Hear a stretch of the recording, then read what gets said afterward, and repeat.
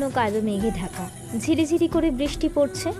Pitch ঢালা রাস্তার উপর বৃষ্টির ফোঁটার পরিমাণ ক্রমশ বড় হচ্ছে। রাস্তার ওপারে দাঁড়িয়ে আছে পৃথা, আর অদূরে তাকে দেখতে ব্যস্ত আদিল। সে দাঁড়িয়ে আছে বাস স্ট্যান্ডের বিপরীতে থাকা একটি কদম গাছের তলায়। রাস্তার উপর কদম ফুল পড়ে আছে, মনে হচ্ছে যেন কদম ফুলের মেলা বসেছে। ভাদ্রের প্রচণ্ড গরমে মানুষের প্রাণ ওষ্ঠাগত, আর তার মধ্যে এমন বৃষ্টি যে কি শান্তির তা বলে বোঝানো যাবে না। আজ শুক্রবার। পৃথার কদমতলির কোচিং সেন্টারে পড়ানো ছিল। পড়ানো শেষ করে নিজেও গৃহে ফিরছে সে। আজ দুপুরে যখন সে বেরিয়েছিল তখন আকাশ ছিল প্রখর রোদ্দুজ্জ্বল। কে জানতো যে এমন অসময়ে বৃষ্টি তাকে ভিজতে হবে। তার দাদি লতিফা বেগম অবশ্য বারবার বলেছেন সাথে করে ছাতা নিয়ে যেতে, কিন্তু সে কথা শোনেনি পৃথা। প্রায় আধ ঘন্টা দাঁড়িয়ে আছে বাস স্ট্যান্ডে, অথচ বাসের দেখা নেই। আরও কিছু সময় পর বাস আসলো। বাস দাঁড়াতেই বাসে উঠল পৃথা। ওঠার সময় যথারীতি ভিজে গেছে সে। ভিজে যাওয়ার কারণে তার পোশাক ভেদ করে অন্ত্রবাসের চিহ্ন ফুটে উঠেছে স্পষ্ট। এমত অবস্থায় পৃথা ভীষণ অপ্রস্তুত হয়ে পড়ল। বাসে থাকা বাকি যাত্রীরা পৃথার দিকে আর চোখে তাকাতেন। আদিল বাসে উঠে পৃথার দিকে এক পলক তাকালো, তারপর পরনের শার্টটা খুলে পৃথার গায়ে জড়িয়ে দিল। পৃথা মাথা নিচু করে দাঁড়িয়ে রইল।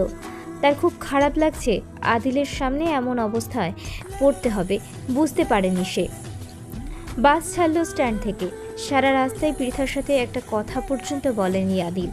তারা যে পরস্পরকে চেনে না এমনটা কিন্তু নয়। বাস চলছে তার আপন গতিতে। কিছু সময় পূর্বে যারা পৃথার দিকে লালসার দৃষ্টিতে তাকিয়েছিল তারা এখন সবাই মুখ লুকিয়ে বসে আছে। আদিলকে দেখে তাদের মুখে যেন ছাই পড়েছে, কারণ এমনিতেই আদিল মন্ত্রী শিহাবুদ্দিন খানের একমাত্র ছেলে। তার উপরে ছেলেটার কথার থেকে হাত চলে বেশি। প্রায় 1 ঘন্টা পর বাস থামল তুফানগঞ্জের বাস স্ট্যান্ডে।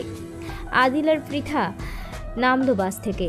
বড় রাস্তা পার করে দ্বিতীয় গলির 4 নম্বর বাড়িটা পৃথাদের বাড়ির সদর দরজায় সাবেকি আনায় মোড়া কাঠের দরজা, তার উপরে বিভিন্ন নকশা করা। দরজার কাছে আসতেই পৃথা গায়ের শার্টটা খুলে আদিলকে দিতে উদ্যত হতেই আদিল গম্ভীর কণ্ঠে বলল, ঘরে যান, চেঞ্জ করুন, নয়তো ঠান্ডা লেগে যাবে। শার্টটা নিয়ে যাও। দয়া করে ঘরে যান আর নিজের রক্ষা নিজে করতে শিখুন। আর কত বোঝাবো বলুন তো? আদিল, আমার মনে হয় তুমি একটু বেশি বেশি বলছো। আপনি সব বোঝেন, অথচ আমার ভালোবাসাটা বোঝেন না। যেটা কোনোদিনও সম্ভব নয়। তাহলে তো আপনিও আমাকে বাসেন, শুধু সময়ের অপেক্ষা। আদিল কথা বলে চলে গেল। আদিলের বাসাও তুফানগঞ্জের 4 নম্বর গলির শেষের বড় রাজকীয় বাসা হলো আদিলের। পৃথা বিনা বাক্য ব্যয়ে বাড়ির সদর দরজা খুলল। উঠানের চৌকাঠ পেরিয়ে ঘরের দিকে যেতেই পৃথার দাদি লতিফা বেগম কোথা থেকে এসে উপস্থিত।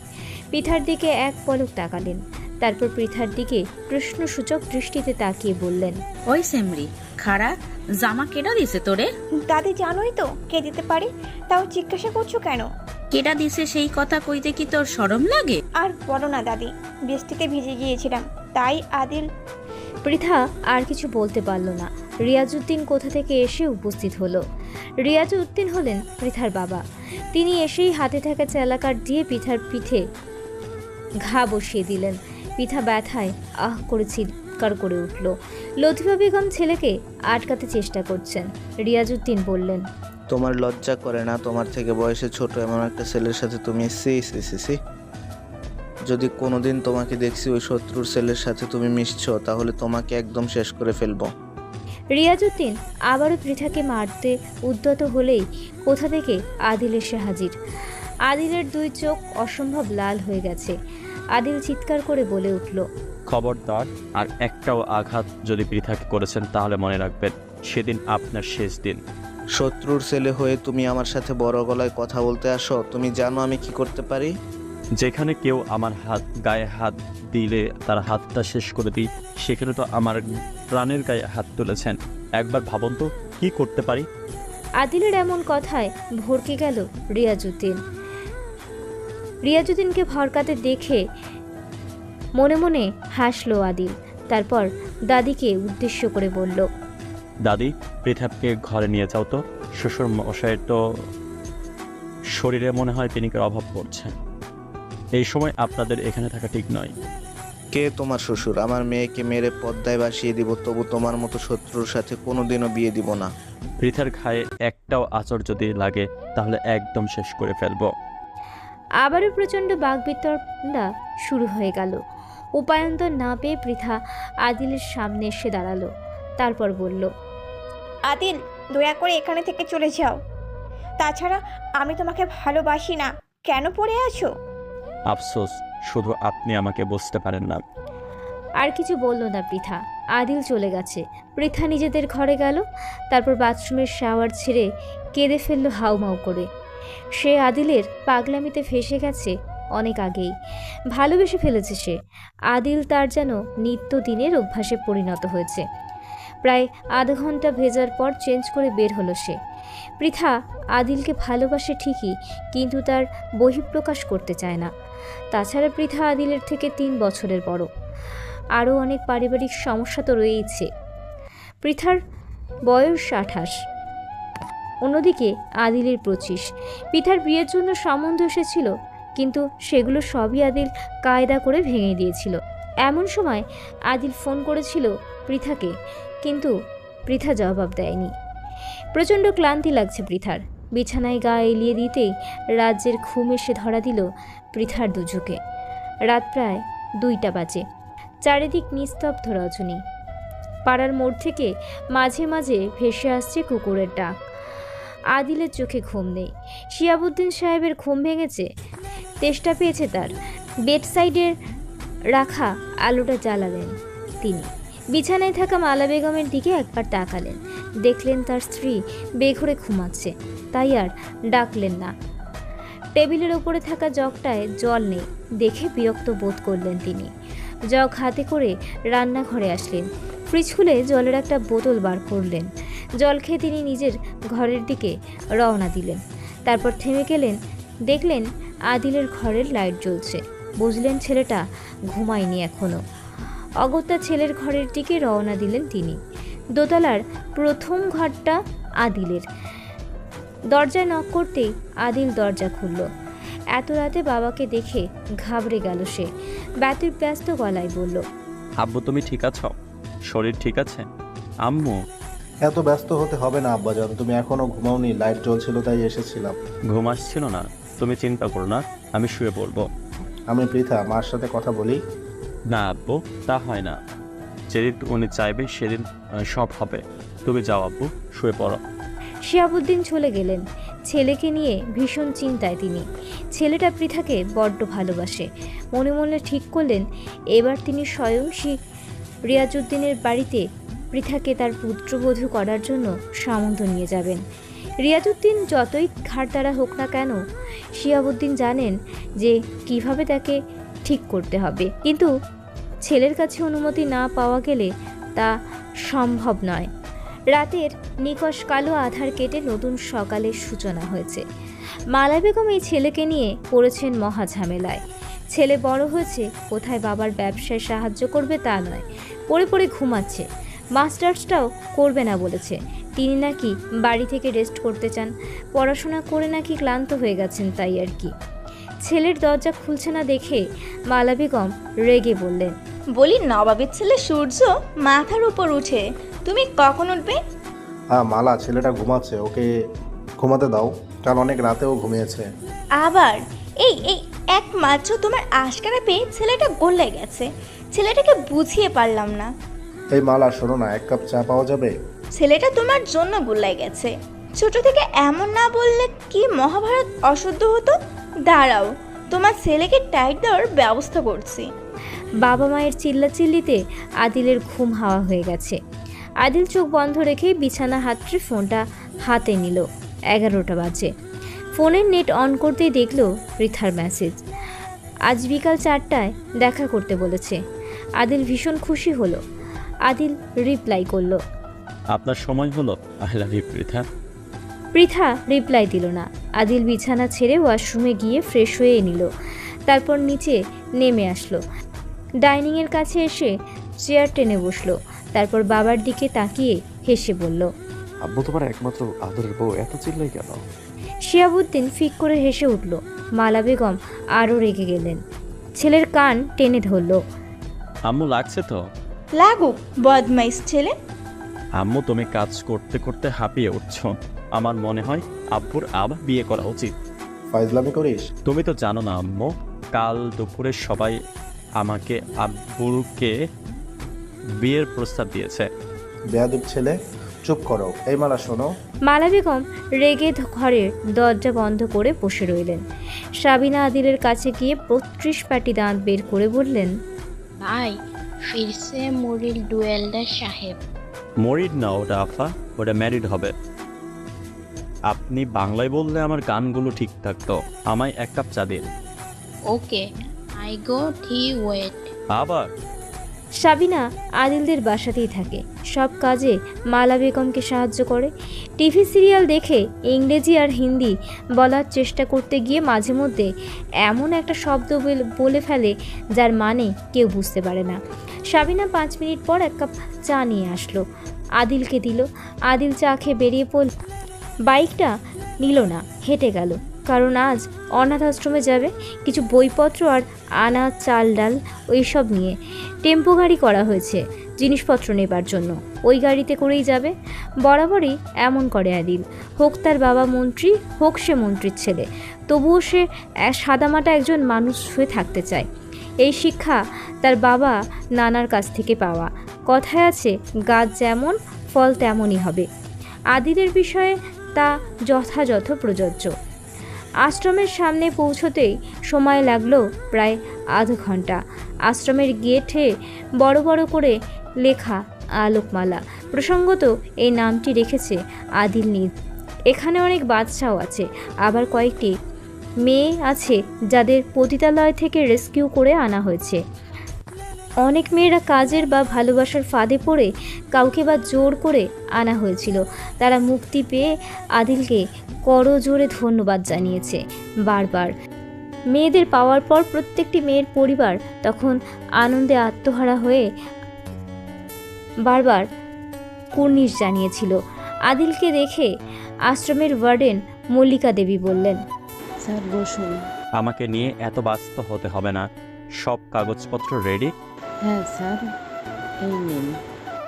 ওকে, শুনুন, আজ আমার একটু তাড়া আছে, বেশি দেরি করতে পারবো না। আদু, তুমি তুলে দেবে? আমি তাহলে খাবো না। ওরে বাবারে, এত রাগ! কিন্তু আমার তো কাজ আছে, তাই তো যেতে হবে। পিঠা আসবে না? কি সুন্দর ওল গাল। এই তুমি কি বিয়ে করেছো? আন্টি দেখো, আদু বিয়ে করেছে, তাই তো চলে যাবে বলছে। না শোনা, আমি পরে বিয়ে করব, বুঝে? তুমি তো খাবে বলছিলে, চলো খাইয়ে দিই। ওর খাবারটা দিন তো। ওই পাকা মেয়েটার নাম আদিল নিজেই দিয়েছিলেন খুশি। ওকে বছর 3 আগে আদিল একটা ডাস্টবিনের মধ্যে কুড়িয়ে পায়। মেয়েটা আদিলকে ভীষণ ভালোবাসে, আশ্রমে এলে ছাড়তেই চায় না আদিলকে। বাচ্চাদের সাথে আদিল দুপুরের মধ্যাহ্ন ভোজন সেরে ফেলল, তারপর বেরিয়ে পড়ল সেখান থেকে। এখন তার অন্যতম গন্তব্য পিতার সাথে কথা বলা। আদিল ফেরার সময় পৃথাকে কল করলো। পৃথা ফোন রিসিভ করে কানে ধরতেই ওপাশ থেকে আদিল বলল, আপনি বললেন না তো কোথায় দেখা করবেন? নদীর ধারে। আমি অপেক্ষায় রইলাম। আদিলের ফোন কেটে দিল পৃথা। নদীর পাড়ে যেতে সময় লাগে না খুব একটা, তাই আদিল ভাবল সে বাড়ি ফিরে লম্বা একটা শাওয়ার নেবে, তারপর তার প্রিয়তমার সাথে দেখা করতে যাবে। অন্যদিকে স্বামীর বিয়ের কথা শুনে মালা বেগম রেগে আছেন সেই সকাল থেকেই। সেই সকালে দরজা বন্ধ করেছেন, এখনও খোলেননি। শিয়াবুদ্দিন সেই সকালে নাস্তা করেছেন, তারপর কিছু খাননি, মালা বেগমও তাই। অন্যদিকে সাবিনা আদিলকে ফোন করে জানিয়েছে। শিয়াবুদ্দিন দরজায় আবারও কড়া নাড়ল। শেষে উপায়ন্তর না পেয়ে চিল্লিয়ে বলতে লাগলো, এই মালা শোনো, তুমি যদি না দরজা খোলো তাহলে আমি কিন্তু সত্যি বিয়ে করব। কথা শেষ না হতেই মালা বেগম দরজা খুলে দিল। গটগট পায়ে হেঁটে গেল রান্নাঘরে, তারপর খাবার গুছিয়ে সাবিনাকে বলল, সাবিনা, খাবারটা ওনাকে গিয়ে দিয়ে আয়, আর তুইও খেয়ে নে। বড় ম্যাডাম আপনি খাবেন না? তোকে যা বলছি তাই কর, যা এখান থেকে। আপনি হুদাই রাগ করেন। আদিল ভাই তো আপনারে রাগানোর জন্য কথাটা। চুপ কর। সাবিনাকে খাবারের প্লেট হাতে দেখে শিহাবুদ্দিন বুঝল আজ আবহাওয়া ভীষণ গরম, তাই তিনি সাবিনাকে খেতে বলে চেয়ার ছেড়ে উঠে দাঁড়ালেন। গুটি গুটি পায়ে রান্নাঘরের দিকে গেলেন, দেখলেন মালা বেগম দাঁড়িয়ে আছেন। শিহাবুদ্দিন কয়েকটা ঢোক গিলল, তারপর স্ত্রীর পাশে দাঁড়ালেন। শিহাবুদ্দিনকে মন্ত্রী হিসেবে সবাই সমীহ করে চলে, বক্তৃতার মঞ্চে তাবর তাবর নেতাদেরও ধুলোর মতো উড়িয়ে দিতে পারে। যে মানুষটা, সেই মানুষটি তার স্ত্রীর কাছে হার মানতে বাধ্য হয়েছে। 2 সন্তানের জননী সে, কিন্তু এখনও তার সেই বোকামিগুলো যায়নি। এই বোকাশোকা মেয়েটিকে ভালোবেসে বিয়ে করেন তিনি। 30 বছরের সংসার জীবনে কত উত্থান পতন দেখেছেন, অথচ তার স্ত্রী একই রকম রয়ে গেছেন। আর ছেলেটা হচ্ছে হাড়ে হাড়ে বজ্জাত। ফাইজলামির একটা লিমিট থাকে, কোথাকার কথা কোথায় তুলে নিয়ে অশান্তি বাঁধিয়ে দিয়ে চলে গেল। আজ বাড়ি ফিরলে বেয়াদব ছেলেকে 2 ঘা দিয়েই দেবেন মনে মনে ঠিক করলো। মালা বেগম শিহাবুদ্দিন সাহেবের উপস্থিতি টের পেয়ে এক পলক তাকালো, তারপর চুপ করে দাঁড়িয়ে রইল। শিহাবুদ্দিন সাহেব মালা বেগমের হাত দুটো ধরে বলল, মালা খাবে চলো, না হলে শরীর খারাপ করবে। ছেলে ফাইজলামি করে বলেছে, এইটুকু বুঝতে না শুধু আমার উপরে রাগ দেখাচ্ছ? আমি তো শুধু তোমাকেই ভালোবাসি, তুমি তো জানো। ছেলে না হয় ফাইজলামি করে বলেছে, কিন্তু তুমিও তো বলেছো। আচ্ছা ঠিক আছে, আমি কান ধরছি আর বলবো না, চলো। মালা বেগম হাত ছাড়িয়ে চলে যেতে চাইলেন, কিন্তু শিহাবুদ্দিন এক হাত ধরে মালা বেগমকে নিজের কাছে নিয়ে আসলেন, জড়িয়ে ধরলেন স্ত্রীকে। মালা বেগম কেঁদে ফেললেন। শিহাবুদ্দিন সাহেব অবাক হলো স্ত্রীর এমন কাণ্ডে, মনে মনে কয়েক দফা হাসলেন, তারপর স্ত্রীর কপালে ভালোবাসার পরশ শেখে দিলেন। এমন একটা সুন্দর মুহূর্ত আদিল গোপনেই ফোনে বন্দি করে রাখলো, যা শিহাবুদ্দিন সাহেব বা মালা বেগম কেউই জানতে পারলেন না। আদিল দরজার কাছে দাঁড়িয়ে শিহাবুদ্দিনকে উদ্দেশ্য করে বললেন, আব্বু, তোমরা কি বাই এনি চান্স প্রোডাকশন বাড়াতে চাইছ? আমার কিন্তু অসুবিধা নেই, শুধু পৃথা যদি কিছু মনে করে চাপ নিও না, আমি আছি তো। আদিলের গলার আওয়াজ পেয়ে দুজনের কিং কর্তব্য বিমূঢ় হয়ে পড়লেন। তারপর ছেলের দিকে তাকিয়ে শিহাবুদ্দিন সাহেব বললেন, তুমি মাফ করো আব্বাজান, এমনিতেই তোমার মতো প্রোডাকশন সংসারে আগুন লাগিয়ে দিচ্ছিল, আর একটু হলে দিন দিন বেয়াদব হয়ে যাচ্ছ। সহবত ভুলে গেছো, বড়দের প্রাইভেসিতে ঢুকে কথা বলছো। লেহালো, আমি আবার কি করলাম? নিজেরা যদি সব জায়গাকে বেডরুম বানিয়ে ফেলো তাহলে শত্রুরা আসবেই, তাই আমি নির্দোষ। তুমি নির্দোষ তাই না? দাঁড়িয়ে যাও দেখছি। সাবিনা, আমার বেতের লাঠিটা নিয়ে আয়। এই ছেলের চামড়া দিয়ে আমি ডুকডুকি বানাবো।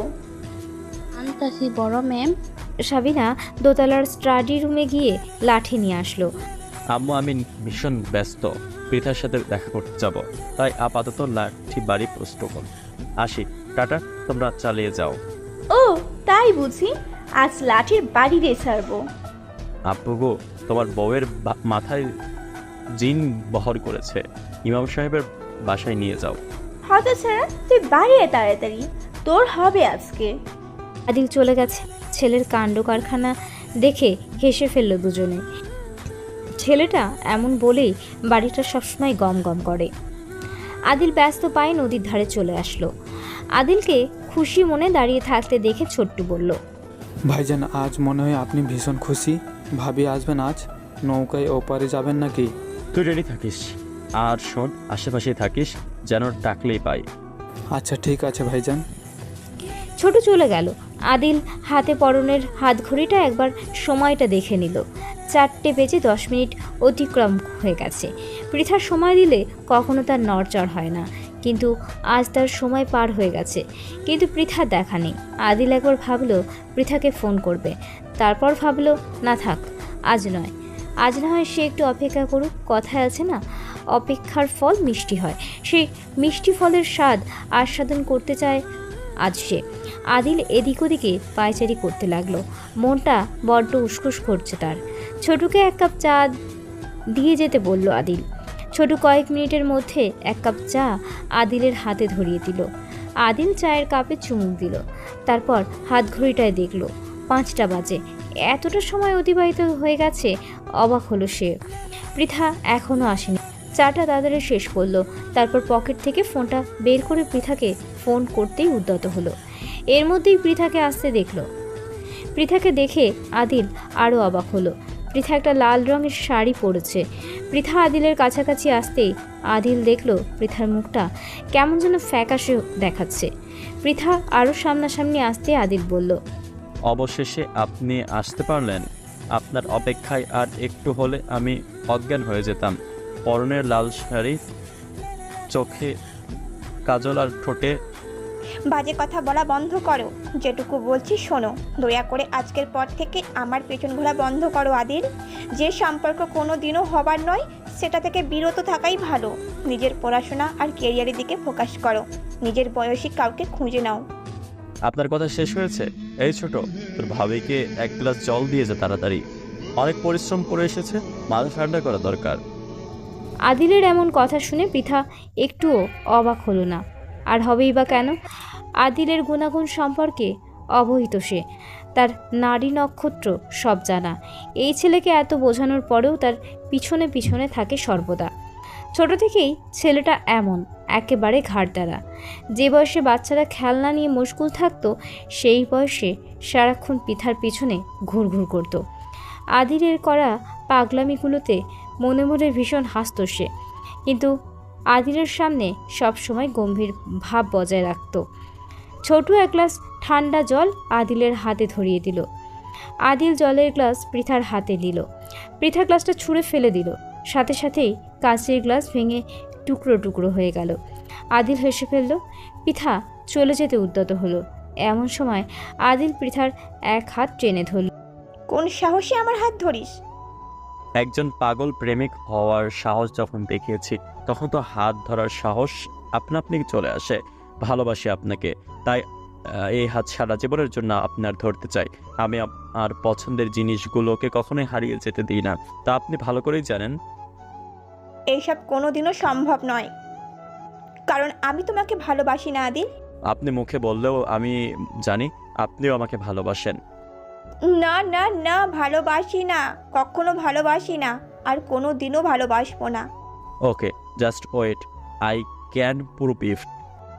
আদিল কথা বলতে বলতে বড় রাস্তার দিকে এগিয়ে গেল। বড় রাস্তার মাঝখানে দাঁড়িয়ে আছে আদিল। গাড়ি আসছে। রাস্তার লোকজন আদিলকে চিৎকার করে সরে যেতে বলছে। এইবার পৃথা বুঝতে পারছে আদিল কি করতে চাইছে। দ্রুত পায়ে আদিলের কাছে এগিয়ে আসলো। আদিলের হাত ধরে টেনে আনলো রাস্তার ওপার থেকে।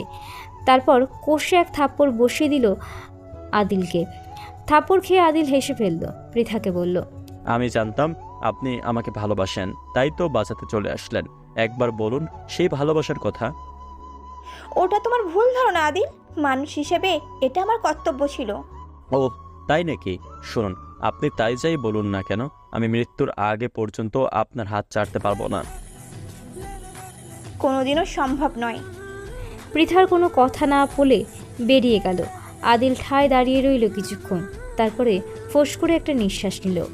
বাড়ির পথে রওনা দিল সে। পৃথাও বাড়ি ফিরেছে। পৃথা বাড়ি ফিরতেই অভিযোগের ঝুলি নিয়ে বসেছেন রিয়াজউদ্দিন সাহেব। রিয়াজউদ্দিন কেন রেগে আছে, কারণ কি, চলুন ফ্ল্যাশব্যাকে যাই। আসলে আজ পৃথাকে পাত্রপক্ষ দেখতে এসেছিল। তারপর এমন কিছু হবে আশা করেনি পৃথা। পৃথা এক ঘর লোকের সামনে বলে দিয়েছে সে এখন বিয়ে করবে না। তার এই এক কথাই যেন রিয়াজউদ্দিনের শরীরে আগুন জ্বালিয়ে দেওয়ার জন্য যথেষ্ট ছিল।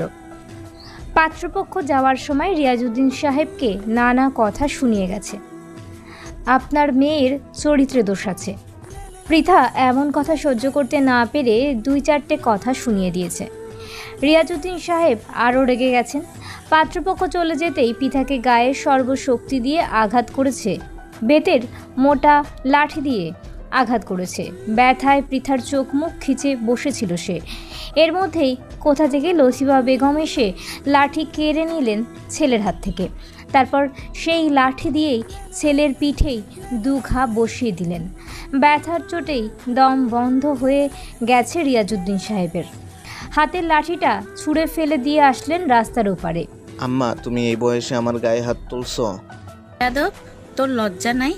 এত বড় বিয়ের যোগ্যী মাইয়াডার গায়ে হাত তুলিস? তোমার এই গুণধর নাতনির এক ঘর লোকের সামনেই বলছে বিয়ে করবে না। তো তাই তুই অমন করে মাইয়াডারে মারবি? ওই ছেলেতে তোমার নাতনির মন জমেছে, আমি বুঝি না নাকি? আদিল রেই আমার নাতির জামাই বানামো, তুই শুধু দেখ। এতটুকু বলেই পৃথাকে ঘরে নিয়ে আসলেন। পৃথা কেঁদে ফেললো হাউমাউ করে। লতিফা বেগমও কেঁদে ফেললো নাতনির অবস্থা দেখে। ফর্সা পিঠের ওপর লাল দাগগুলো দগদগে হয়ে আছে। পৃথা বলল, দাদি কি অন্যায় করেছি আমি? সব সময় আব্বু আমাকে মারে কেন?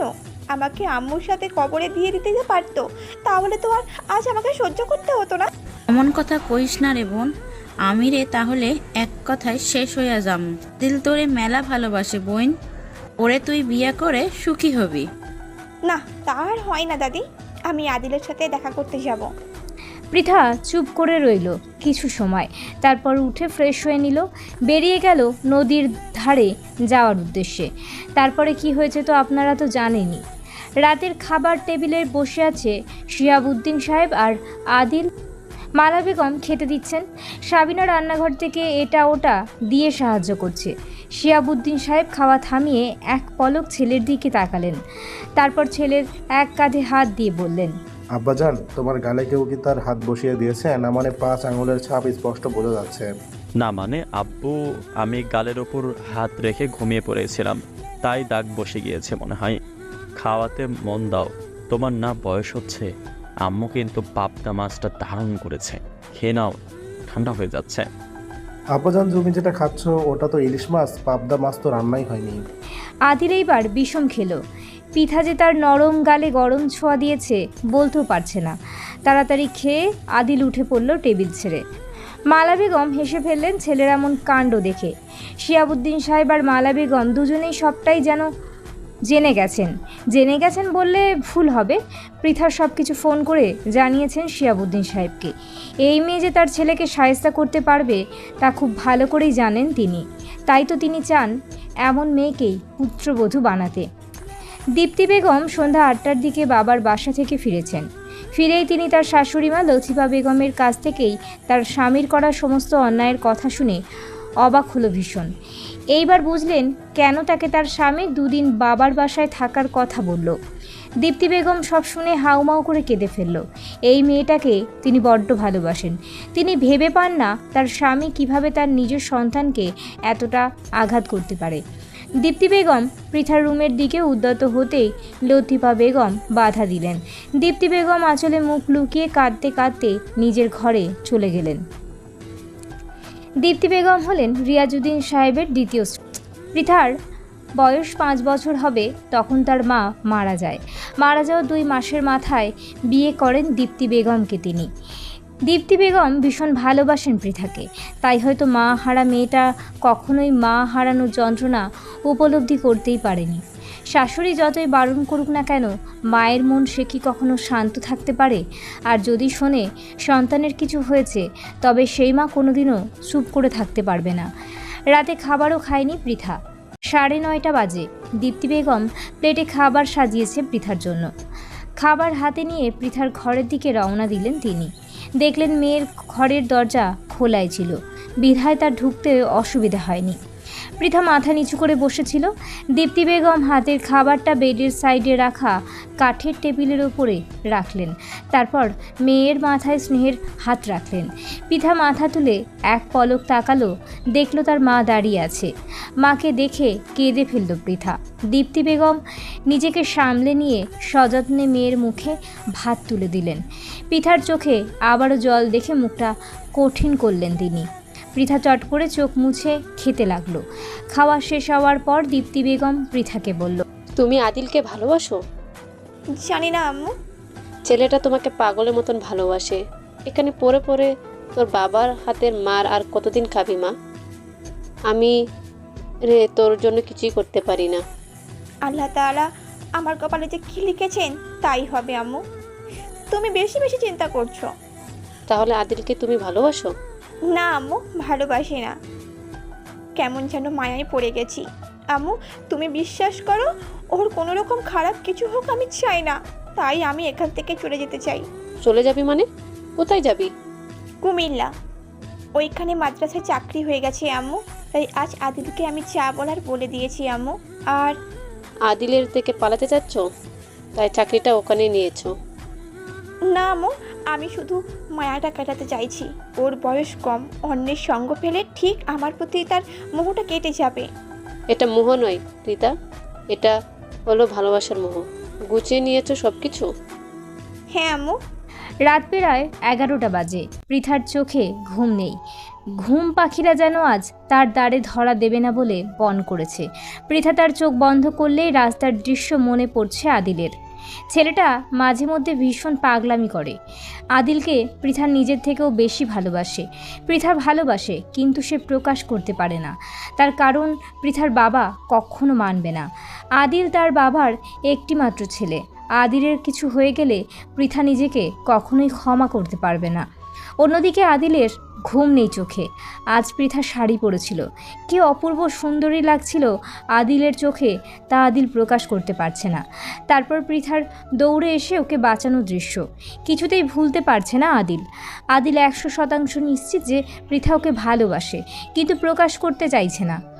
বেডসাইডের ওপর রাখা ফোনটা আদিল হাতে নিল। তারপর পৃথাকে একবার কল দিল।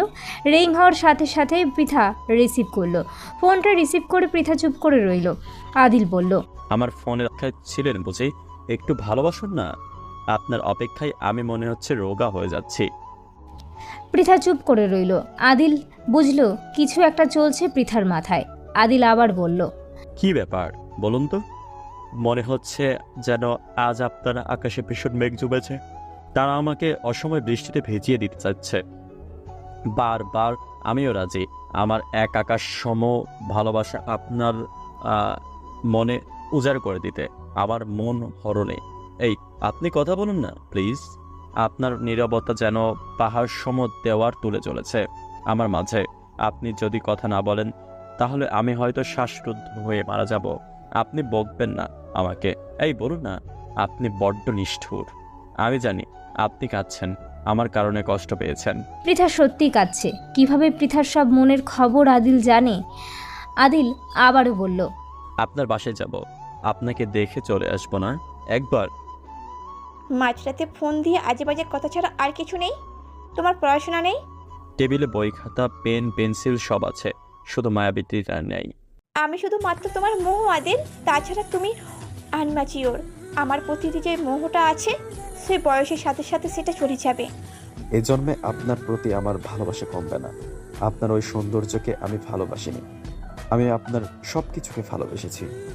বয়সের সাথে আপনার শরীরের চামড়ায় ভাস পড়ুক, সন্তানের জননী হবার আপনার শরীরে মেদ পারুক, তবু শুধুমাত্র আপনাকে আমি ভালোবেসে যাব। আমার এই আকাশসম ভালোবাসায় আপনি আমার কাছে একমাত্র মায়াবতী। আপনাকে ভুলে যাওয়ার সাধ্য আমার নেই।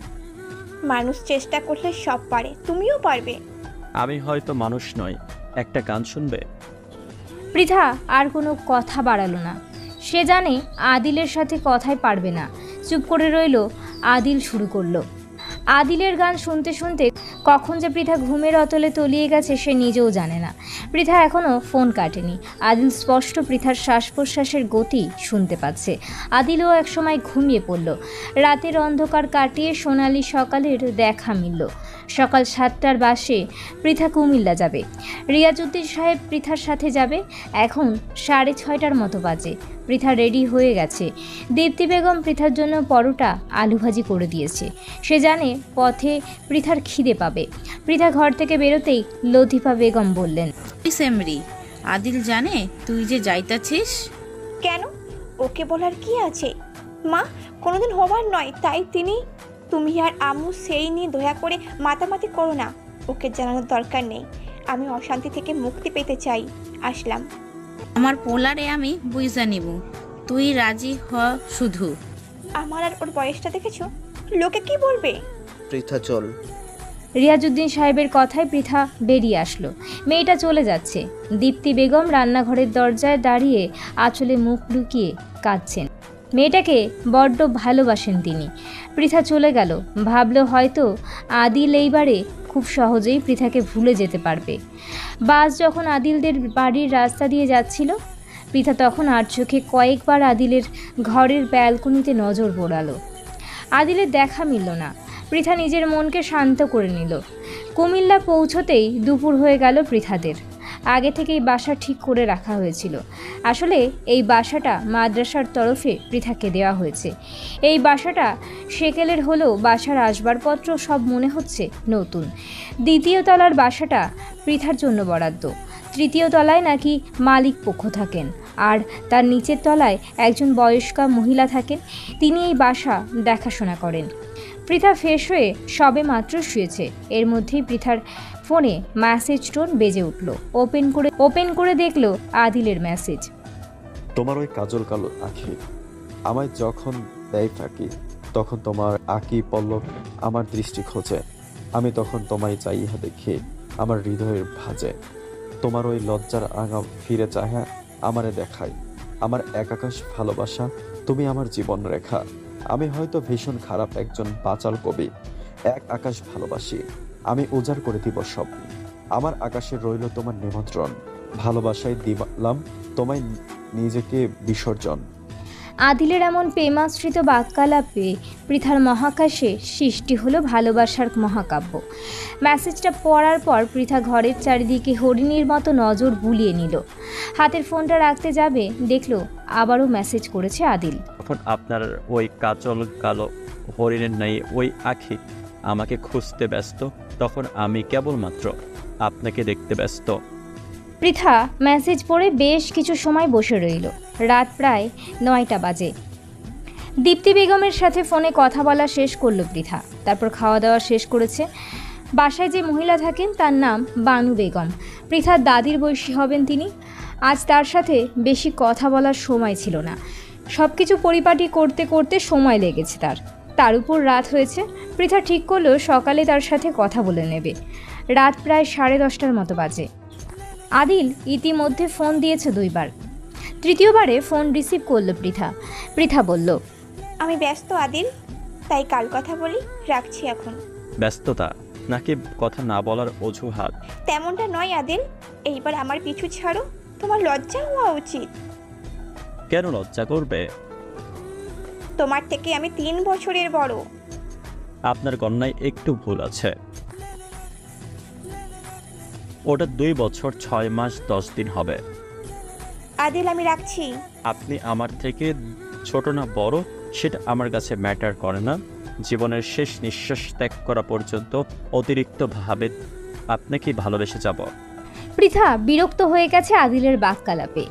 খট করে ফোনটা বন্ধ করে দিল। তারপর ফোন থেকে সিম কার্ডটা খুলে রেখে দিল। ভালোই হলো, যোগাযোগ বন্ধ করে দিলে আদিল একসময় পৃথাকে ভুলে যাবে, এই ধারণাটাই মনে পোষণ করে রেখেছে পৃথা। লাগেজের ভেতরে থাকা মানি পার্সটা বের করে আনলো পৃথা। তারপর ব্যাগটা খুলে নতুন সিম কার্ড ফোনে লাগিয়ে নিল। রাত প্রায় 11টা বেজে গেছে। পৃথা বিছানায় গা এলিয়ে শুয়ে আছে। কিছুতেই ঘুম আসছে, কারণ এই প্রথম সে বাড়ি ছাড়া এত দূরে একা আছে।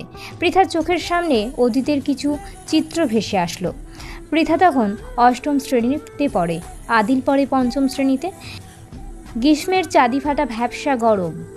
শিক্ষক মহাশয় পৃথাকে অঙ্ক করতে দিয়েছিল। পৃথা না করতে পারায় পৃথার নরম হাতে কঠিন বেতের বাড়ি পড়েছিল। 2 হাতের তালু রক্ত জবার মতো লাল হয়ে গিয়েছিল। প্রচণ্ড গরমে কেঁদে কেটে চোখ ফুলিয়ে বাড়ি ফিরেছিল পৃথা। হাতের ব্যথায় জ্বর এসেছিল মেয়ের এমন অবস্থা দেখে হাউমাউ করে কেঁদেছিল দীপ্তি বেগম। শিয়াবুদ্দিন সাহেব সেই রাতে আদিল আর মালা বেগমকে নিয়ে ছুটে এসেছিল পৃথার বাড়িতে। হাতের এমন অবস্থা দেখে শিয়াবুদ্দিন সাহেবও চমকে উঠেছিল। রাতেই ডাক্তার দেখে মেডিসিন দিয়েছে। পরের দিন সকালবেলায় শিক্ষক মহাশয় বাজার করে বাড়ি ফিরছিলেন। সুযোগ বুঝে আদিল একটা ইটের টুকরো ওনার মাথা বরাবর ছুঁড়ে ফেলেছিলেন। তিনি মাথা চেপে ধরে বসে পড়েন। কপাল ফেটে রক্ত বের হচ্ছে গলগল করে। বাজারে এক প্রকার হইচই লেগে গেছে। আদিল সাথে সাথে সেই স্থান ত্যাগ করে বাড়ির পথে ছুট লাগালো। শিক্ষক মহাশয় তার ব্যান্ডেজ করা মাথা নিয়ে শিয়াবুদ্দিন সাহেবের বাড়িতে বসে আছেন। সাথে গ্রামের কিছু মুরব্বীরাও রয়েছেন। প্রসঙ্গত তারা আদিলের করা কাজের জন্য বিচার চাইতে এসেছেন। শিহাবুদ্দিন সাহেব উল্টে শিক্ষক মহাশয়কে বেশ বড়সড় ধমকও দিয়েছে। তাই তিনি তার দলবল নিয়ে বেরিয়ে গেলেন খান মেনশন থেকে। ওনারা চলে যেতেই শিহাবুদ্দিন সাহেব ছেলেকে জিজ্ঞাসা করেছিলেন, আব্বাজান এমন কেউ করে? উনি তোমার গুরুজন। আমার পৃথাকে যে কষ্ট দিবে সে শাস্তি পাবে। বেশ শক্ত স্বরেই কথাটা বলেছিল আদিল। সেদিনের ছোট আদিলের মনের মধ্যে যে পৃথা এমনভাবে জেকে বসে থাকবে তা কোনোদিনও কেউ কল্পনাও করেনি।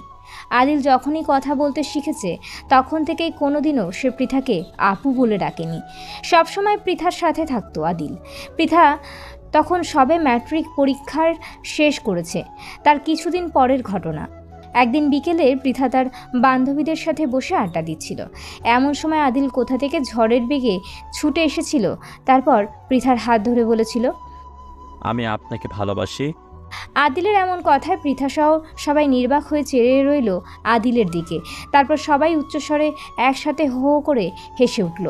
পৃথার এক ঝাঁক বান্ধবীদের মধ্যে আদিলের এমন বাক্যালাপ পৃথাকে অপ্রস্তুত করে তুলেছিল মুহূর্তের মধ্যেই।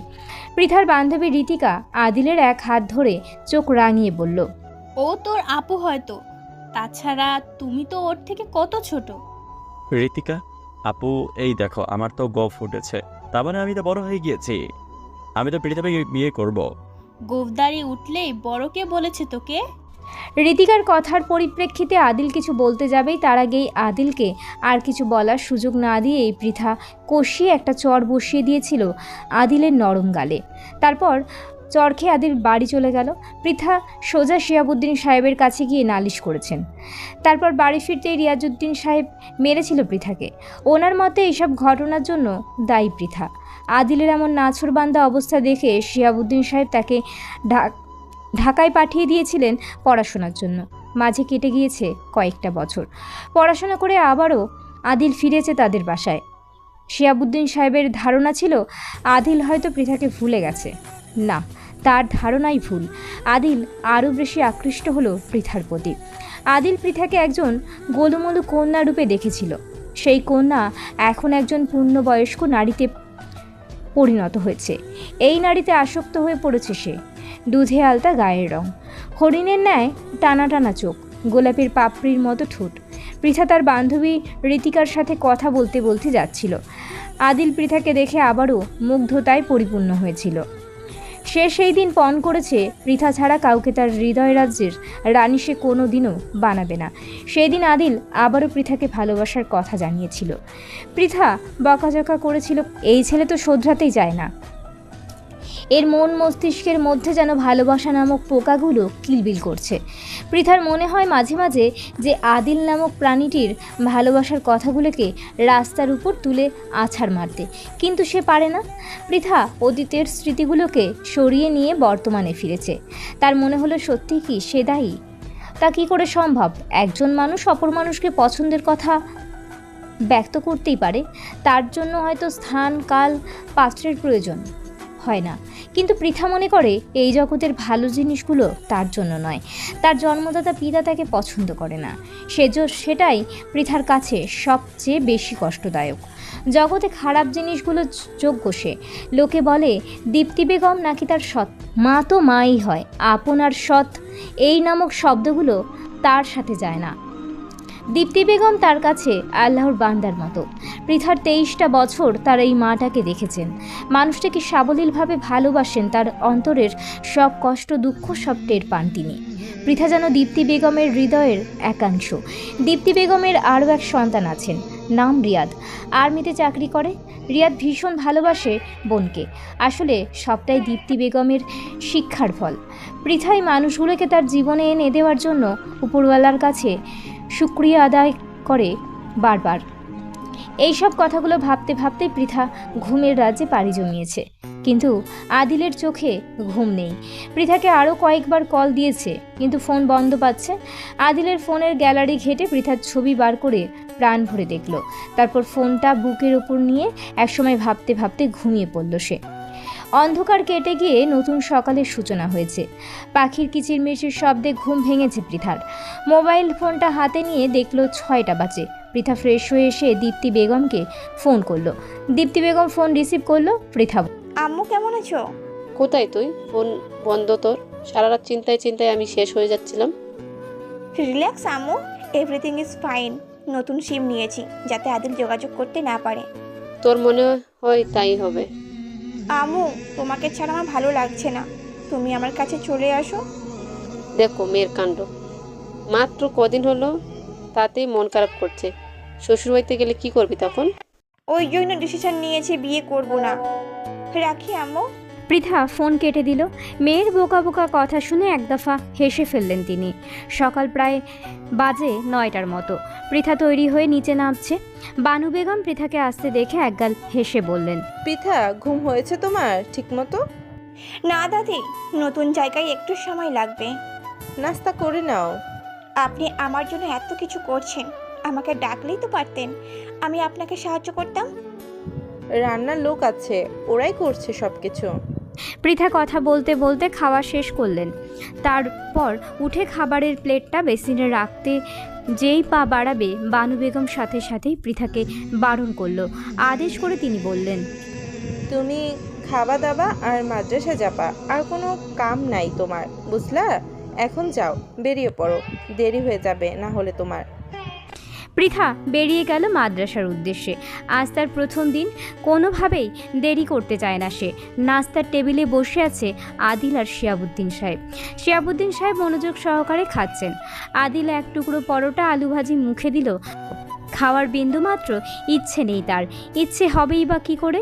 সকাল থেকে কয়েকবার ফোন করেছে পৃথাকে, পৃথার ফোন বন্ধ। খাবারের প্রতি অমনোযোগ ভাব দেখে শিয়াবুদ্দিন সাহেব বুঝলেন ছেলেটার কিছু একটা হয়েছে। ছেলেকে আপাতত আগ বাড়িয়ে জিজ্ঞেস করবেন না কিছু, তিনি চান ছেলে নিজেই বলুক। আদিল সামান্য কিছু খাবার খেয়ে উঠে পড়ল নাস্তার টেবিল ছেড়ে। মালা বেগম তা দেখে কিছু বলতে নিলেই চোখের ইশারায় শিয়াবুদ্দিন সাহেব নিষেধ করলেন কিছু বলতে। মাঝে মধ্যে কেটে গেছে বেশ কয়েকদিন, পৃথার সাথে কোনো যোগাযোগ নেই আদিলের। আদিল খোঁজ নিয়ে জেনেছেন পৃথাকে তারা বেরোতেই দেখেননি। তবে কি পৃথা নিজেকেই আড়াল করে রেখেছে আদিলের থেকে? পৃথা হয়তো বা চাইছে আদিল তাকে ভুলে। সন্ধ্যায় আদিল অনেক সময় ধরে পৃথাদের বাড়ির মোড়ের চায়ের দোকানে বসে আড্ডা দিল, যাতে সে পৃথাকে এক নজর দেখতে পায়। কিন্তু তার হলো না।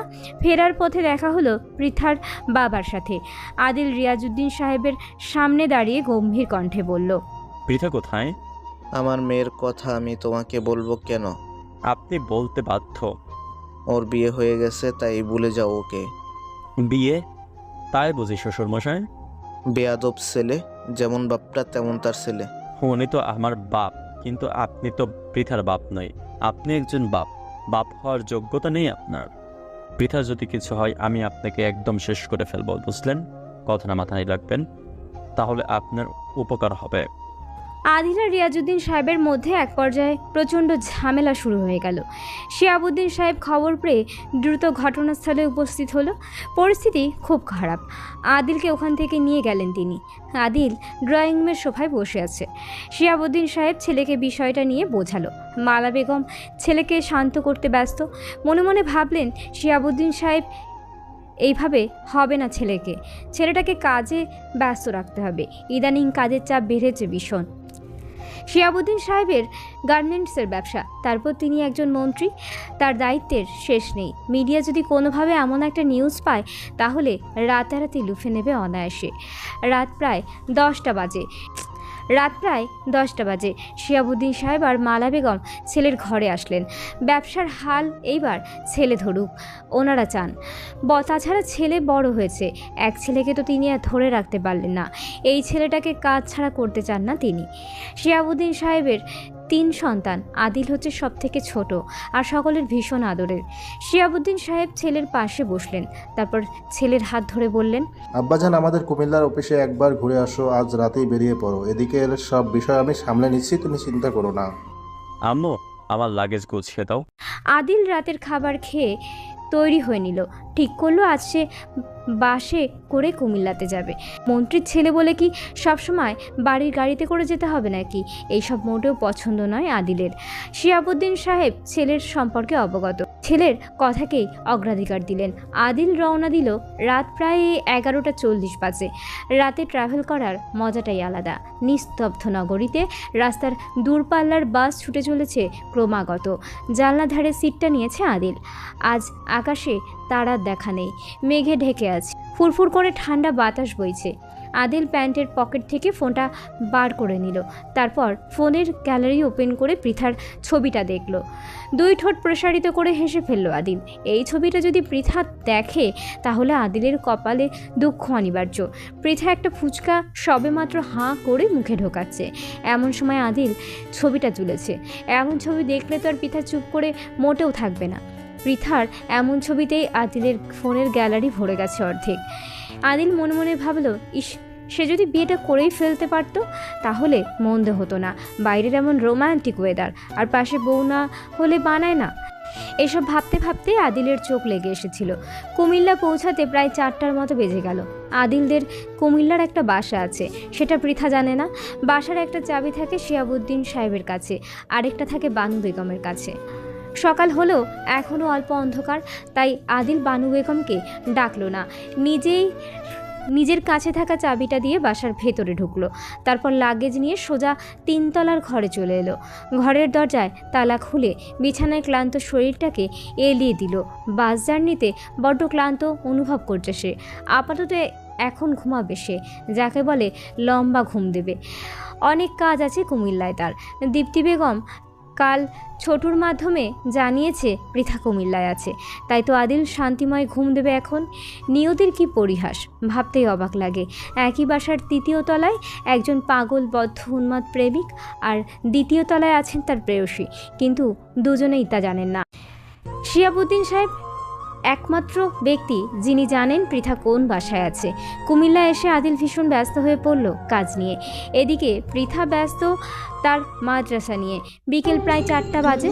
পৃথা ক্লাস শেষ করে বেরিয়ে পড়েছে বাসার উদ্দেশ্যে। প্রথম দিনটা পৃথার ভালোই কেটেছে। এত সব ভালোর মধ্যেও তন্ময় নামক এক গণিত শিক্ষক পৃথার দিকে এমন দৃষ্টিতে তাকাচ্ছিল যা পৃথার মোটেও ভালো লাগছিল না। বিরক্ত লাগছে পৃথার। ক্লাস শেষ হওয়ার পর প্রধান শিক্ষক মহাশয় পৃথাকে বাকি সমস্ত কাজ বুঝিয়ে দিয়েছেন। পৃথা ফিরেছে 5টার দিকে। অন্যদিকে আদিল অফিসের কাজ শেষ করে গাড়ি নিয়ে বাসার উদ্দেশ্যে রওনা দিয়েছে। আপাতত কুমিল্লায় 1 সপ্তাহ থাকতেই হবে, তবে এখানকার কাজ আদিল শেষ করতে পারবে। পৃথা বাসায় পৌঁছে তার নির্দিষ্ট রুমে চলে গেল। তারপর কাঁধ থেকে ব্যাগটা নামিয়ে তার ফোনটা বার করে হাতে নিল। সারাদিন একটা কলও আসেনি দেখে অবাক হলো ভীষণ। কিছু সময় পর তার মনে পড়ল সে তো যোগাযোগ করবে না বলে আদিলের সাথে, তাই ফোন বন্ধ করে রেখেছে। চোখ বন্ধ করলেই আদিলের মুখবয়টা পৃথার মণিকোঠায় ভেসে বেড়ায়। এই বাচ্চা ছেলেটা কখন যে পৃথাকে তার নিজের ভালোবাসাময় জালে আটকে দিয়েছে তা পৃথা নিজেও বুঝতে পারেনি।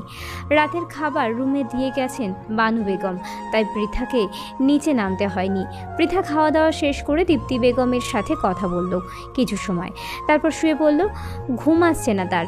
বানু বেগম বলেছেন ওপরতলার বাসায় মালিকের ছেলে এসেছেন, তাই আর পৃথা ছাদের দিকে গেল না। আদিল দীপ্তি বেগমের থেকে ফোন নাম্বার নিয়েছে পৃথার। এইবার আদিল কি জিনিস তা হাড়ে হাড়ে টের পাবে পৃথা। অফিসের কাজ শেষ করে আদিল রাত হয়ে গেছে। আদিলের বাইরে থেকে খেয়ে এসেছে। কুমিল্লার অফিসারের কর্মচারী সানভীর আজ জন্মদিন ছিল, তাই রাতের ডিনার ট্রিট দিয়েছে সবাইকে। আদিল সানভীকে ভীষণ ভালোবাসে, আর সানভীও ভীষণ শ্রদ্ধা করেন আদিলকে। রাত প্রায় 11:30 বাজে। পৃথার ফোনেও অনবরত কল আসছে। পৃথার কাঁচা ঘুম ভেঙে গেল ফোনের আওয়াজে। প্রচণ্ড বিরক্ত নিয়ে ফোন রিসিভ করলো পৃথা। তারপর উপর থেকে ভেসে আসলো চেনা পরিচিত কণ্ঠস্বর। আদিল কড়া স্বর খাঁদে নামিয়ে বলল, আমার শহর থেকে আপনার পালিয়ে যাওয়ার আমার ভীষণ রকম কষ্ট দেয়। এই কষ্টে আমার সারা শরীর জর্জরিত। একবার কথা বলুন। আপনি কথা না বললে এই মুহূর্তে দম বন্ধ হয়ে মারা যাব। কথা বলুন। চেনা পরিচিত কণ্ঠস্বরে পৃথা ভীষণ অবাক হলো। এটা তো আদিলের কণ্ঠ। পৃথার জানা মতে সেই নাম্বার আদিলকে দেয়নি, কিন্তু নাম্বার কিভাবে পেল আদিল, তার ভাবতে ভাবতেই মাথা ধরে আসছে। পৃথা এবার ঘাবড়ে গেল। আদিল আবার বলল, কি হলো, কথা বলুন। নাম্বার কোথা থেকে পেয়েছো? আদিলের দ্বারা সব সম্ভব, তাই আপনি বোধহয় ভুলে গিয়েছেন।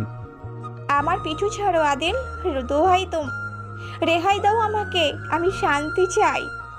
কিন্তু আমি আপনাকে চাই। আমি ভীষণ ক্লান্ত পৃথা। আমার সকল ক্লান্তি নিবারণের জন্য হলেও আপনাকে চাই। শুনেছি আপনি কুমিল্লায় আছেন, আমিও কুমিল্লায় আছি, কিন্তু আফসোস একটাই, আপনি আমাকে একবারও বলেননি। আমি খুব তাড়াতাড়ি আসছি, আপনাকে ঠিক খুঁজে বের করে নেব। পৃথা ফোন কেটে দিল। তারপর ভীষণ চিন্তায় পড়ল। সত্যি কি আদিল খুঁজে বের করে ফেলবে তাকে? সে তো এসব ফেলে এসেছে, আবারও সব খেতে যাবে। পৃথার ঘুম হলো না সারা রাত। ওদিকে আদিল নিশ্চিন্তে ঘুমাচ্ছে। পৃথা সকালে গোসল সেরে নামাজ পড়ে ঘুমিয়েছিল একটু। এর মধ্যে আবারও ফোন বেজে উঠল। দীপ্তি বেগম ফোন করেছেন। আদিল সালাম দিয়ে ফোন রিসিভ করলো। দীপ্তি বেগম সালামের জবাব দিল। টুকিটাকি কথা হলো, তারপর ফোন রেখে দিল পৃথা। পৃথা সকালের নাস্তা সেরেই বেরিয়ে পড়ল। সময় বহমান, মাঝে কেটে গিয়েছে 5টা দিন। তন্ময়ের প্রতি আজ পৃথার বিরক্ত যেন চরম সীমায় পৌঁছে গেছে। আজ তো তন্ময় পৃথার রাস্তা আগলে ধরে তাকে ভালোবাসার কথা ব্যক্ত করেছে। বাড়ি ফেরার পথে তন্ময় পৃথার পিছু নিয়েছিল। পৃথাকে বলেছিল, আমি আপনাকে ভালোবাসি। মাফ করবেন, আমি আদিলকে ভালোবাসি, তাই আপনাকে আমার ভালোবাসা কোনো কালে সম্ভব নয়। ওই আদিলকে মেরে তোমাকে নিজের করব। পৃথার সহ্য করতে না পেরে একটা থাপ্পড় বসিয়ে দিয়েছিল তন্ময়ের গালে। তন্ময়ের পৃথাকে শাসানোর সুরে বলে, তোমাকে দেখে নেব। পৃথা আর এক মুহূর্ত দাঁড়ায়নি, সাথে সাথেই চলে এসেছিল। পরদিনও আবার সে একই পরিস্থিতির সম্মুখীন হতে হলো পৃথাকে। রাস্তার মাঝখানে দাঁড়িয়ে আছে তন্ময়। পৃথা তাকে দূর থেকে দেখেই জোর কদমে হাঁটা শুরু করলো। একসময় পৃথার মাথায় থাকা ওড়নাটার এক কোণা টেনে ধরল তন্ময়। আদিল সেই মুহূর্তে রাস্তা দিয়ে গাড়ি করে যাচ্ছিল। পৃথাকে দেখে ভীষণ চমকালো সে। তারপর যা দেখলো তাতে আদিলের সারা শরীর রাগে কাঁপতে লাগলো। আদিল দ্রুত গতিতে এগিয়ে গিয়ে তন্ময়ের ডান হাত ধরে মুচড়ে দিল। এই সময় আদিলকে মোটেও আশা করেনি পৃথা। আদিল তন্ময়কে কয়েকটা ঘুষি মেরে দিয়েছে ইতিমধ্যে। সানভি দ্রুত আদিলকে ছাড়িয়ে আনলো। আদিল রেগে বলল, তুই জানিস তুই কার গায়ে হাত দিতে যাচ্ছিলি? ও আমার জান, আর তুই তার দিকে হাত বাড়াস, তুই তো আছিস। স্যার ছেড়ে দিন, রাস্তায় লোকজন জড়ো হয়েছে অলরেডি। এইসব বিষয় মিডিয়া জানলে কি হতে পারে তা আপনি তো জানেন। তাছাড়া বিষয়টা ম্যাডামকে নিয়েই ছাড়ুন স্যার। ম্যাডামকে বলো গাড়িতে উঠতে। সানভি দ্রুত পৃথার কাছে আসলো। তারপর বলল, ম্যাডাম আপনি গাড়িতে বসুন। মাফ করবেন, আমি বুঝতে পারবো না। পৃথা গটগট করে হেঁটে একটা রিক্সা নিল। তারপর খুব দ্রুত বাসায় পৌঁছে গেল। আসলে পৃথা কোন বাসায় উঠেছে সেটা কোনোভাবেই আদিলকে জানতে দিতে চায় না সে, তাই এমনটা করেছে। তন্ময় এখন মার খেয়ে রাস্তায় পড়ে আছে, ব্যথায় কাতরাচ্ছে সে। সানভি চুপ করে দাঁড়িয়ে আছে তার স্যারের পাশে। কিছু সময় পর আদিল বাঁকা হেসে সানভিকে বলল, আচ্ছা স্যার, তুমি প্রেম করছো? কথাগুলো শুনে সানভি কাঁচুমাচু মুখ করে দাঁড়িয়ে রইল। এই সময় আদিল এমন কথা বলতে পারে তাই ভাবতেই পারেনি সানভি। ইনিয়ে বিনিয়ে বলল, না মানে হ্যাঁ স্যার, লুবানা আমার থেকে 1 বছরের বড় আর কি। তাহলে বন্ধু তুমি আমারও পথের পথে। বলেই হাসতে লাগলো আদিল। বাসায় রাত করে ফিরল আদিল। বিছানায় গা এলিয়ে দিয়ে ঘুমিয়ে পড়ল। রিয়াজউদ্দিন সাহেব মেয়েকে বিয়ে দেবেন, পাত্র ঠিক করে ফেলেছেন। সবটাই চুপিসারে করেছেন তিনি, যাতে কেউ জানতে না পারেন। এমনকি দীপ্তি বেগমকেও কিছু বলেননি তিনি। এই কাজ করে তিনি নিজেকে বাহবা দিচ্ছে বারংবার। আসলে তিনি নিজেই জানেন না শিয়াবুদ্দিন সাহেবেরই কুমিল্লার বাসার একটা ঘর তার মেয়ের জন্য ভাড়া নিয়েছেন তিনি। কথায় আছে না, অতি চালাকের গলায় দড়ি। রিয়াজউদ্দিন সাহেবের সেই অবস্থা। শিয়াবুদ্দিন সাহেব নিজেই মাদ্রাসার মালিক, আর তাই তো তার ভাবি পুত্রবধূকে নিজের বাসায় রেখেছে, এতে নিরাপদে থাকবে মেয়েটা। কুমিল্লার বাসায় যে পৃথা আছে তা আদিলকেও জানতে দেননি শিয়াবুদ্দিন। তিনি চান ছেলেটা একটু দায়িত্ববান হোক, ততদিন পৃথা নিজেকে সামলে নিক, তারপর তিনি নিজেই কথা বলবেন পৃথার সাথে। রাত প্রায় 11টা বাজে। বানু বেগম বসে আছেন পৃথার মাথার কাছে। মেয়েটার শরীর জ্বরে পুড়ে যাচ্ছে, কি করবেন বুঝতে পারছেন না। এই মেয়ের কিছু হলে বড় সাহেব তাকে বকাঝকা করবে। আদিল হয়তো ঘুমাচ্ছে, এত রাতে ডাকবে কি না সেই সব ভেবে অস্থির হয়ে পড়েছেন তিনি। জ্বরের ঘরে বিড়বিড় করছে মেয়েটা। এইবার আরও ভয় পাচ্ছেন বানু বেগম। তিনি জলদি গেলেন আদিলের কাছে। আদিল তখন বেঘরে ঘুমোচ্ছে। কয়েকবার দরজায় ধাক্কা দিয়ে ছোট সাহেব বলে ডাকলো। দরজা ধাক্কানোর শব্দে ঘুম ছুটে গেল আদিলের। বিছানা ছেড়ে উঠে এলো। দরজা খুলেই দেখলো বানু বেগম দাঁড়িয়ে। অবাক হলো আদিল। আদিল কিছু বলার আগেই বানু বেগম বললেন, ছোট সাহেব, ওই মাইয়াটার জ্বর আসছে অনেক। কার? দোতলায় ভাড়া থাকে ওই মাইয়ার। ওনার বাড়িতে খবর দাও তাহলে। না না, ওর কিছু হলে বড় সাহেব আমার আস্ত রাখবে না, ওর খেয়াল রাখতে কাছে আমার কইছে। আদিল ভীষণ অবাক হলো বানু বেগমের কথা শুনে। আদিল কিছু একটা ভাবলো, তারপর বাঁকা হেসে বলল, তুমি যাও, আমি ওষুধ নিয়ে আসছি। বানু বেগম চলে যেতেই আদিল তার বাবাকে ছোট্ট একটা মেসেজ করলো। তারপর মনে মনে হাসলো, যাকে কিনা সারা কুমিল্লায় আদি খুঁজে খুঁজে হয়রান, আর সে কিনা তারই বাসার নিচের তলার রুমে নিজেকে গোপন করে রেখেছে। তার বাবাও একবারও বললেন না কথাটা। ফোন রেখে দিয়ে আলমারি থেকে ওষুধের বক্সটা বের করে নিয়ে চলল নিচে। পৃথা খাটের উপর শুয়ে আছে। জ্বরের চোটে ফর্সা মুখশ্রীতে রক্তিম বর্ণ ধারণ করেছে।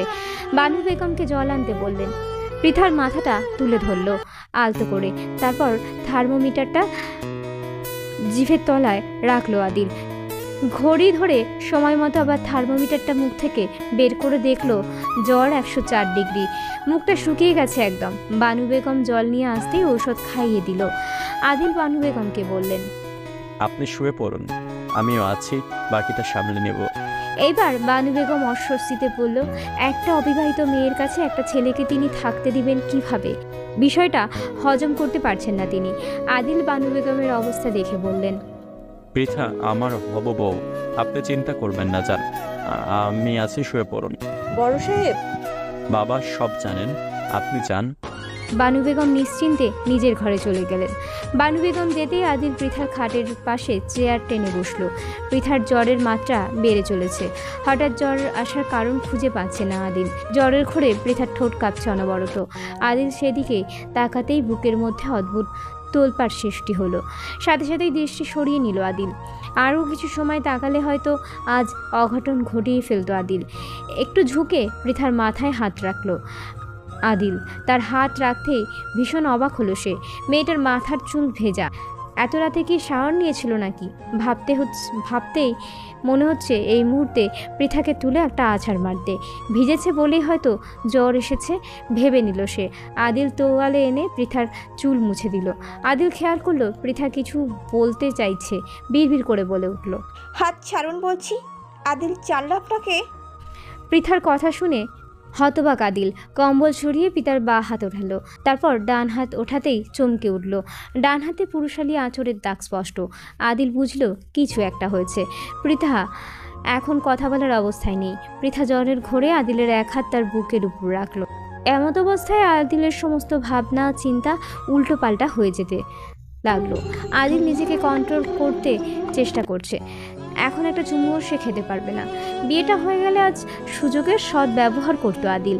প্রায় সকাল 8টা বাজে। পৃথার চোখ খুলে তাকালো। বিছানা থেকে উঠতেই দেখলো মাথাটা ভীষণ ভার লাগছে তার। শোয়া থেকে উঠে বসলো কোনো মতে। তারপর যা দেখলো পৃথা তাতে অবাক না হয়ে পারল না। তার পায়ের দিকটায় চেয়ারের উপর বসে ঘুমাচ্ছে আদিল। আদিলকে দেখতেই পৃথার সব এলোমেলো হয়ে গেছে। এই বাসার আদিল আসলো কিভাবে? আর এসেই তার ঘরে বানু বেগম দেখলে কিভাবে? কি হবে এইবার?